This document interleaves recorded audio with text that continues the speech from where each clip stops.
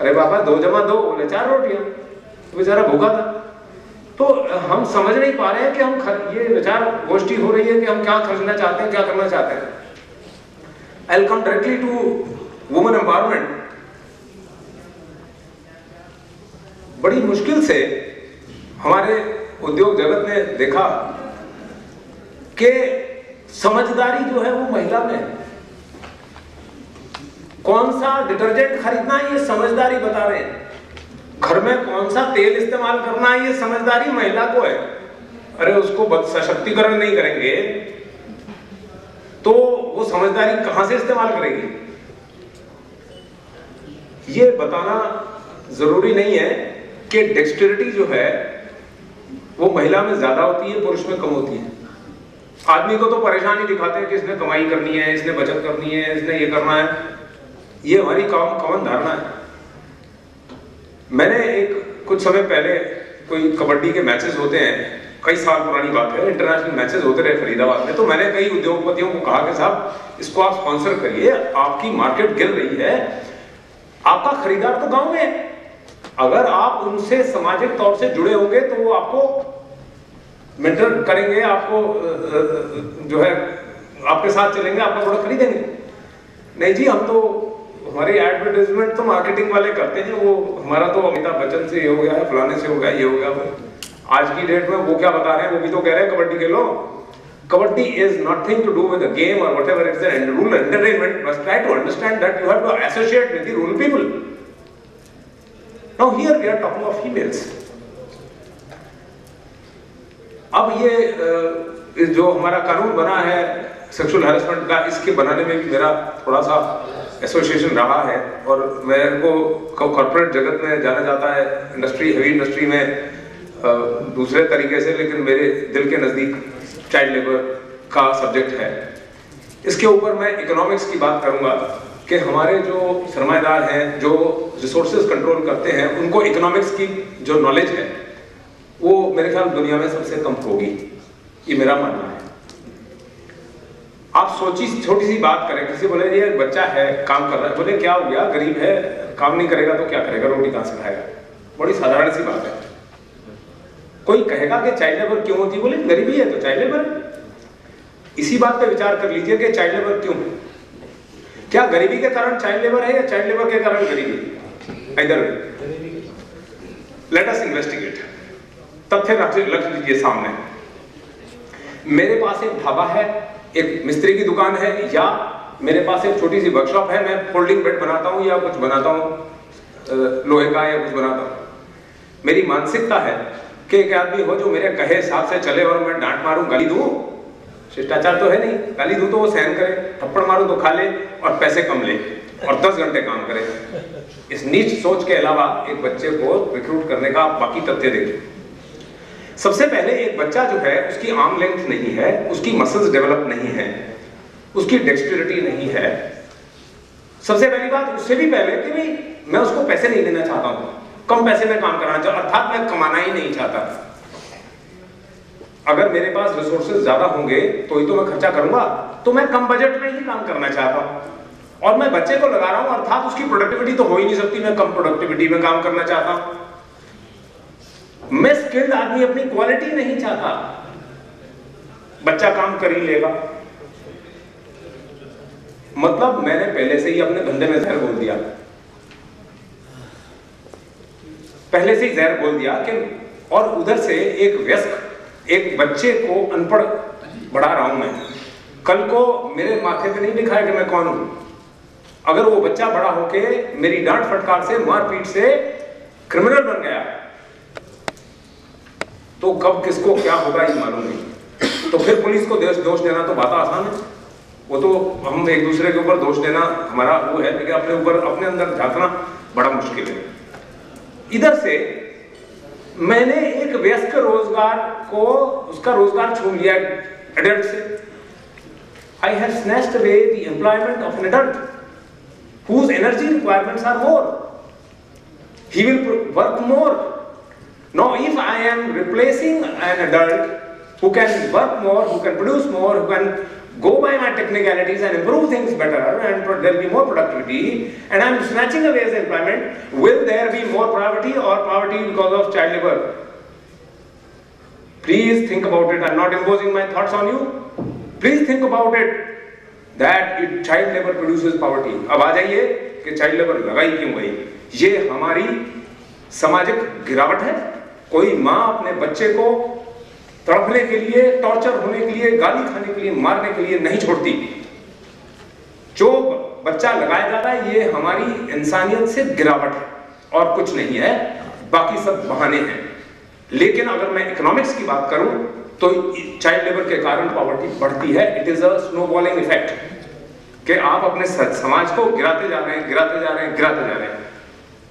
मुझे कई ऐसी मौजूद सभाओं में कहने की मौका मिलता है, लेकिन मैं हर बार एक छोटा सा हिस्सा समय का ढूंढ लेता हूं। मैं इसके विरुद्ध हूं। किसी को भी मेरे विचारों से भिन्न विचार रखने का अधिकार है। मैंने इकोनॉमिक्स की बात करी है और इसी दिशा में आगे जाना चाहूंगा कि वुमेन एम्पावरमेंट की बात की जा रही है। महिला सशक्तिकरण बड़ा अच्छा लगता है कहना। पढ़ी लिखी मां, पढ़ी लिखी महिला, पढ़ी लिखी बच्ची फोर्स मल्टीप्लायर है। आप खुद झांकिए कि घर में लड़की है तो घर सजा है। इस माया की दुनिया में जो भी चीज डायनेमिक, सब डायनेमिक है और इसको रोक देना, पैसा है, पानी है, इलेक्ट्रॉनिक्स है, फूड है, इंसानियत है, इसको रोक देना इन इटसेल्फ जहर है। पानी खड़ा रहेगा, इन्फेक्शन होगा, खाना पड़ा रहेगा, खराब हो जाएगा।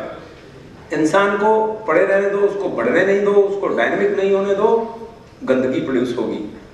सबसे बड़ी बात, फिर से मैं इकोनॉमिक्स पे आ रहा हूं कि अगर पैसा पड़ा रहेगा तो वो भी साल पीछे 10% नीचे हो जाएगा। और हम खर्च रहे हैं सीएसआर पे और उसका फल नहीं ले रहे हैं। सीएसआर सीएसआर सीएसआर, एक और इज्म आ गया, सीआरआर। खर्चा करें जिसका नतीजा निकले। एक हमारे घर में ही इंडस्ट्री है उमरगांव गुजरात में, वहां पे बड़ी मुश्किल हो गई, स्किल्ड वर्कर नहीं मिल रहे थे। तो मुझे मेरा भाई ले गया कि यार मेरी मदद करो, यहाँ रिकॉर्ड कुछ नहीं और मेरे को एक्सपोर्ट का काम है और मेरे को दिक्कत आ रही है। जब मैं वहां गया था यार एक तो वर्कर नहीं मिलते, मैं करना क्या है साहब, ये बार बार का जो काम है वही नहीं हो रहा है। स्किल वर्कर तो मैं बॉम्बे से ले आया, देखा क्या, मैंने कहा ये ट्राइबल लेडीज, बोले क्या है यार ये एयरपोर्ट लोगों को, ऐसे गंदे लोगों को मैं किधर अंदर रखूंगा। मैंने कहा यार करके देखा। उसने एम्प्लॉय किया, believe me, they produce 3 times the work. और वो ट्राइबल लेडीज ऐसे सिर चुपड़ के, बढ़िया साफ कपड़े में, स्वच्छ होके, उनको एक अच्छे माहौल में रखा गया। They produce 3 times the work than any other ordinary person.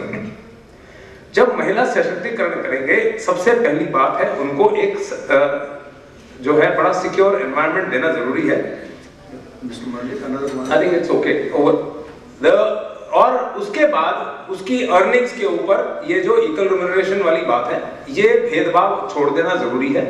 जब महिला के हाथ में रिसोर्सेज आ जाएंगे तो जो कॉर्पोरेट सेक्टर अपने एडवर्टाइजमेंट्स दे रहा है समझदारी के, वो फल पाएंगे। Education education education for all and then opportunities and equality for all is very necessary.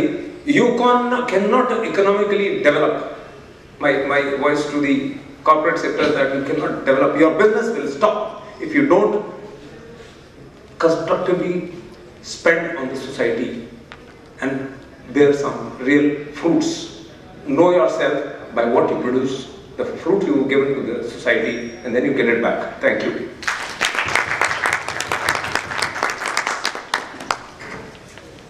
Mr. Chaudhary.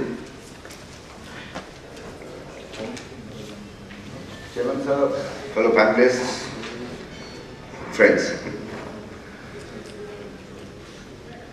You know, CSR in the rural sector, and I have been asked to talk on income generation and livelihoods. I think possibly this is something that's I mean, when we come to CSR, I think someone mentioned why should we have a CSR law? After all, and then someone before this also mentioned that it's part of our culture and we've been since society. I think Mr. Sinha mentioned that since for thousands of years our societies have been taking care of all these things which are not, not necessarily being taken care of in society. So why this law? Now, I've been associated with this activity much before the CSR the word came into picture, which was sometimes in the 90s, when it started becoming important, when suddenly there was this huge feeling that companies are not, or corporates are not doing enough, which they were not. Corporates have, since time immemorial, old Adam Smith, the business of business is business, was followed, all Western companies followed that.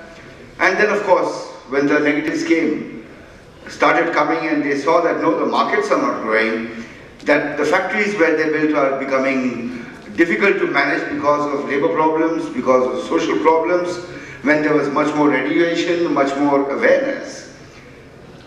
Then the word CSR came in. Okay, the government said, which usually are together with big business, and there's always a big nexus.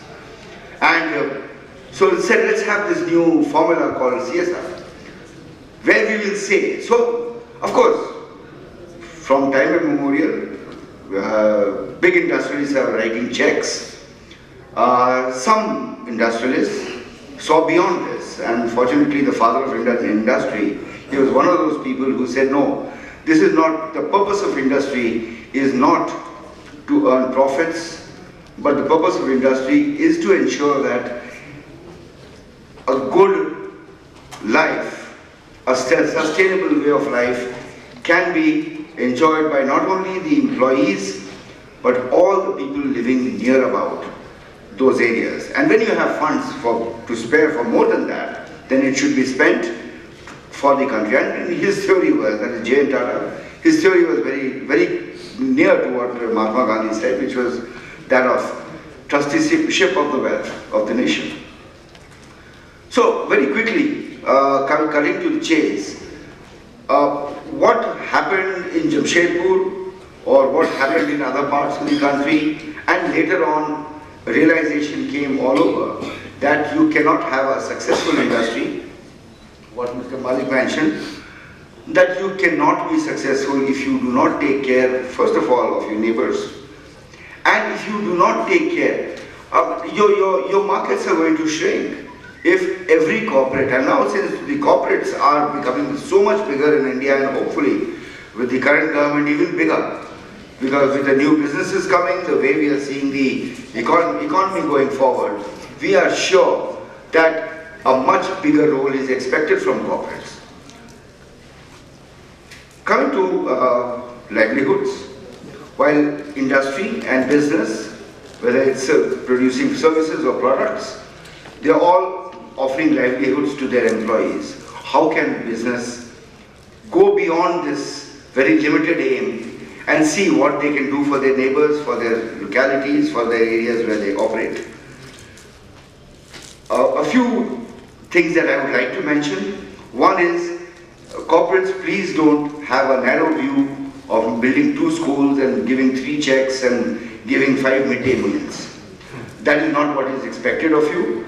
That is expected of individuals who are sitting here, who can say, okay, I'm going to sponsor a child, sponsor his education by paying his school fees. That is what individuals can do. But for corporates, and fortunately now, they don't have much of a way out. I mean, if it's 2% of a rather large corpus that's going to be spent, you need to know how to spend that money.